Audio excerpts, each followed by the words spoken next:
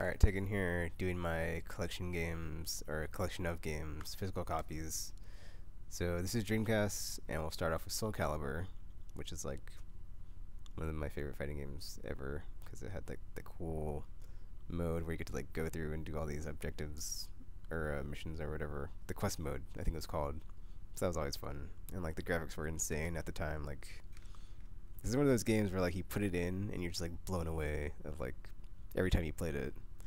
But I can't say too much of games these days, like where I like just go and play and I just like looking at it, I'm just like just blown away from. So this is probably like to me stands out in my mind of just like being so amazed by the technological superiority that was on display on the screen. I just like play it and just be in awe and just be like, wow, this is amazing looking.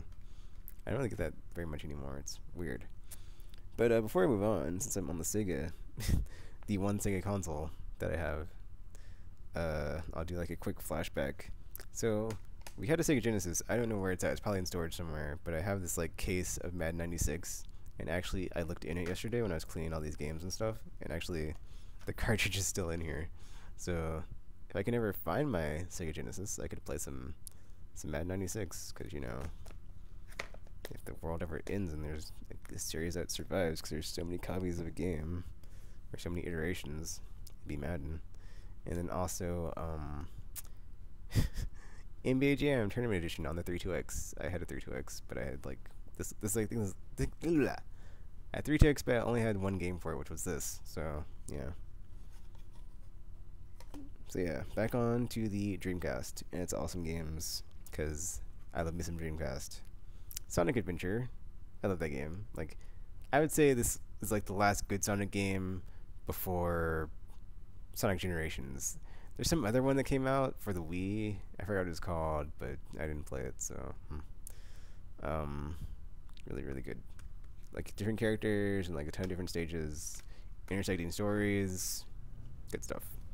The voice acting's okay. Like the voice syncing is terrible because it's just like mouse flapping to like audio, so it's not really in sync. But it's like a funny thing to like go back and look at. Sign of the Times way. Shenmue, I never see, I never finished Shenmue, and then like I have Shenmue 2, but I got like really far, but then like the game would just like loop over and over of the same area of like making me drive some forklift. I didn't know what to do next, so I might go back and play this. I don't know, whatever. Oh yeah, also continuing the theme of last video, like I have my Dreamcast, like it's not hooked up, but like I have S video out, so I could do some gameplay if you want some, you know, gameplay or playthroughs. Just put them in the comments for requests. So yeah. And then we have the Sega Smash Pack Volume 1, which would not get a Volume 2 for a very long time. And yeah, it's got a bunch of different games on it. If you look at the back here, so we have Sonic the Hedgehog, Golden Axe, Shining Force. This is, oh yeah, Shining Force. I played it on here, and this is like, I played that and I was like, wow, this is like a precursor to the Final Fantasy Tactics. So I love Shining Force. I love the game. Wrestler War, Street Rage 2, Columns, Virtual Cop 2, Fantasy Star 2, Vector Man, Altered Beast, Revenge of Shinobi, and Sega Swirl. That's what's on the Sega Smash Pack Volume 1. Vector Man. Alright, Rainbow Six. The second copy of this game I have. Actually I have it on PC too, but whatever. So this is like a better port for the console because it has like all the stages, and it even has like the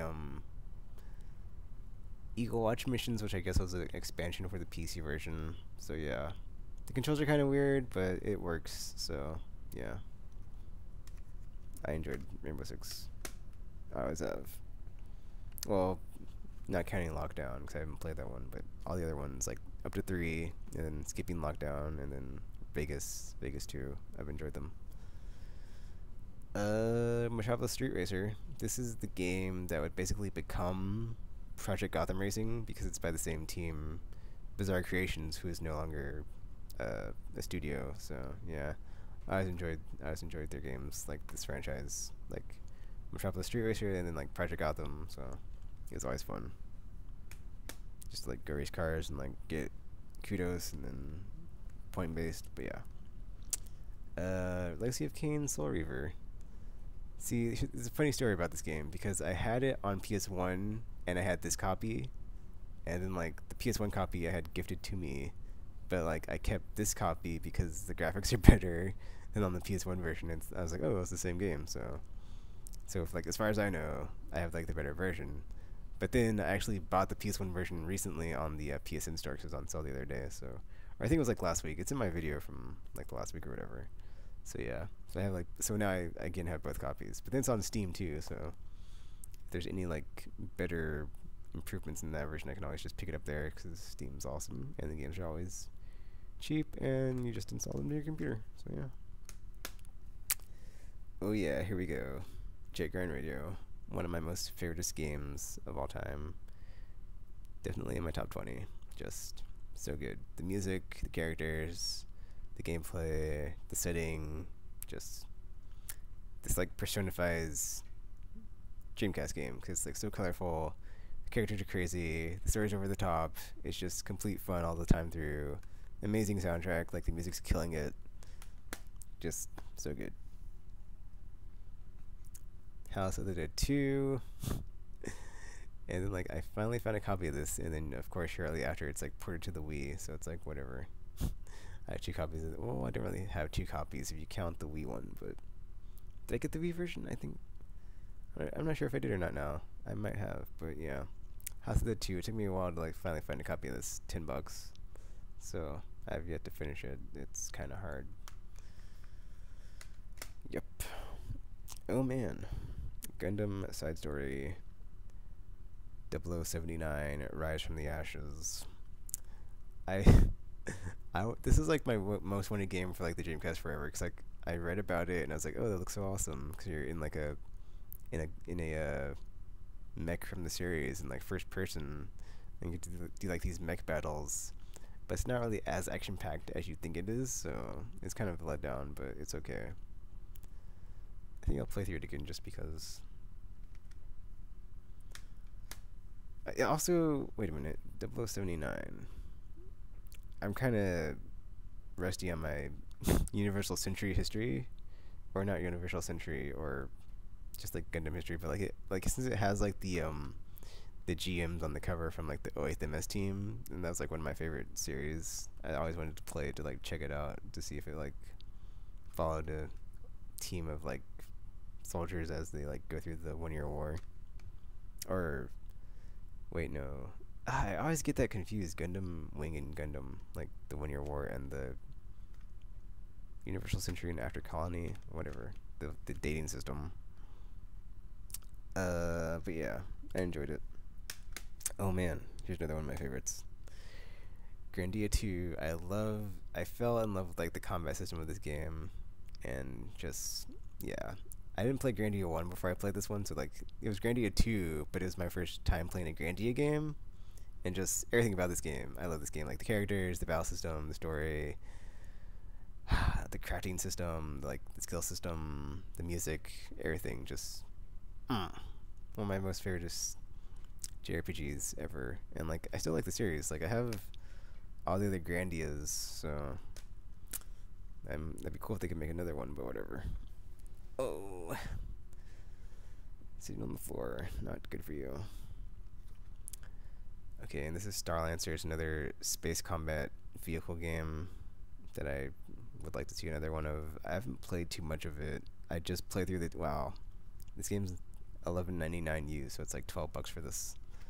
But it was worth it. It looks good, and it's basically, like I said, all those other space combat games that they don't make anymore. So I haven't played through it yet, though. I only played like the tutorial and probably some like the beginning sections, but it's got like multiple endings, so that's always a feature I look for.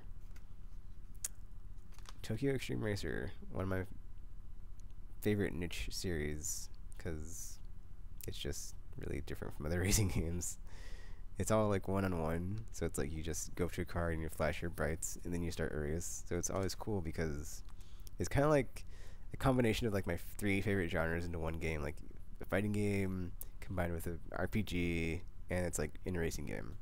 Well, my all 3 favorite genres, not my new 3 favorite genres, but like yeah, because like you could put parts on your card to make it perform better, and then you'd have to like, in order to challenge some of the rivals, you'd have to complete some objectives first before you could do that. So like in a way, you're kind of like leveling up before you can challenge them. And then like when you're racing a car, it's like there's a health bar system where it's like you have to be in the lead for like a certain amount of time and like whittle them down before you can win the race. Okay, Unreal Tournament. Yeah, it's just the Dreamcast port of this game. Have I played this? I probably have played this. It was okay. I don't really remember.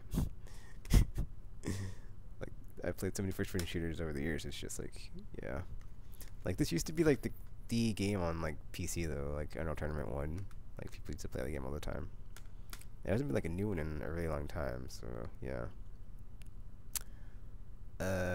Virtual Fighter 3TB. I only picked this up because I don't know.